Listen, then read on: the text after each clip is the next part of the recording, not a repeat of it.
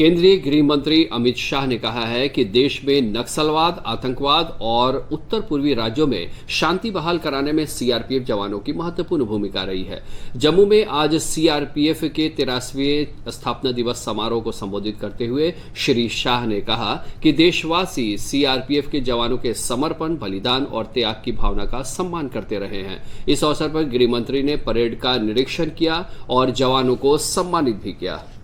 अतिथि महोदय को लेकर देश की सीमाओं की सुरक्षा करते हुए, बाद में देश की आंतरिक सुरक्षा करते हुए, नक्सलवाद, आतंकवाद के खिलाफ लड़ते हुए, कौमी दंगों को निपटते हुए, वो सभी सीआरपीएफ के जवानों को आज मैं देश की जनता की ओर से बहुत विनम्र श्रद्धांजलि भी देना चाहता हूं और उनके परिवारों के बलिदान को